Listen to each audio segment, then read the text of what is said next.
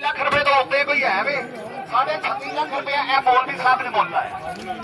20 model ਹੈ ਸਿਰਫ 55,000 kilometre ਚੱਲੀ ਹੈ ਆਟੋਮੈਟਿਕ ਆਟੋ ਗੱਡੀ ਹੈ ਜਨਾਬ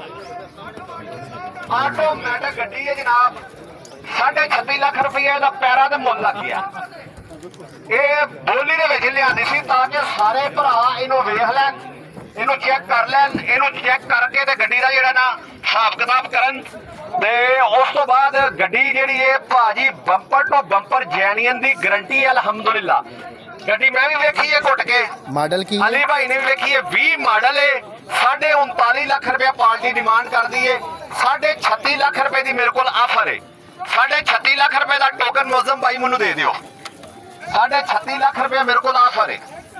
जी 36.5 लाख रुपया 36.5 ਲੱਖ ਰੁਪਏ जी प्यारे भाई 36.5 लाख रुपया 36.5 लाख रुपया 39 लाख रुपए मालिक डिमांड करते हैं 36.5 लाख रुपया 10,000 बता दे 36.5 लाख रुपया 36 लाख 60 हजार रुपया 37 ਲੱਖ ਰੁਪਈਆ ਭਾਜੀ 37 ਲੱਖ ਰੁਪਈਆ 37 ਲੱਖ ਰੁਪਈਏ ਦੇ ਉੱਤੇ ਮਾਲਕ ਆ ਗਏ ਨੇ ਜਨਾਬ 37 ਲੱਖ ਰੁਪਈਏ ਦੇ ਉੱਤੇ ਮਾਲਕ ਆ ਗਏ ਨੇ 37 लाख रुपया भाई 798 ਸੋਰੀ ਆ ਗਈ ਹੈ ਮਾਲਕ 39 ਲੱਖ ਰੁਪਈਏ ਦੀ ਡਿਮਾਂਡ ਕਰਦੇ ਨੇ 39 ਲੱਖ ਰੁਪਈਏ ਦੀ ਤੁਸੀਂ ਜਨਾਬ ਆਪਣੀ ਆਫਰ ਕਰੋ 37 ਲੱਖ ਰੁਪਈਆ ਆਵਾਜ਼ ਆ ਗਈ ਹੈ ਜੀ ਬੋਲੋ ਜਨਾਬ 37 ਲੱਖ ਰੁਪਈਆ ਆਵਾਜ਼ ਆ ਗਈ ਹੈ ਬੋਲੋ ਇਹ ਗੱਡੀ ਜਿਹਨੇ ਘਰ ਰੱਖਣੀ ਹੈ ਅਲਹਮਦੁਲਿਲਾ ਲੈ ਜਾਓ ਮੈਂ ਤੁਹਾਨੂੰ ਆਨਾ ਗੱਡੀ ਲੈ ਜਾਓ ਇਹ ਗੱਡੀ ਜਿਹੜੀ ਜੇ ਬਹੁਤ ਅੱਛੀ ਗੱਡੀ ਹੈ ਅਲਹਮਦੁਲਿਲਾ ਇੰਜਨ ਵਾਈਜ਼ 54-55,000 ਕਿਲੋਮੀਟਰ ਗੱਡੀ ਚੱਲੀ ਹੈ ਇਹ ਗੱਡੀ ਲੈ ਜਾਓ ਬਾਜੀ 37 ਲੱਖ ਵਾਲੇ ਮੈਨੂੰ ਬਿਆਨਾ ਦੇ ਦਿਓ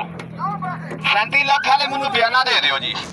37 लाख रुपया प्यारे भाई 37 ਲੱਖ ਰੁਪਏ ਵਾਲੇ 37 लाख रुपया 39 लाख रुपए मालिक डिमांड करते हैं लो पैसे प्यारे भाई बहुत ही अच्छी गड्डी है कार चला वाली गड्डी है इंजन मैकेनिकल तगड़ा भाई जान इंजन मैकेनिकल तगड़ा 37 लाख रुपया लग चुका प्यारे भाई 39 लाख रुपए मालिक डिमांड करते हैं लो पैसे जी प्यारे भाई 37 लाख रुपया 37 लाख रुपया प्यारे भाई 37 ਲੱਖ ਤੋਂ ਉੱਤੇ ਵੱਧੋ ਜੀ 37 ਲੱਖ ਤੋਂ ਉੱਤੇ ਵੱਧੋ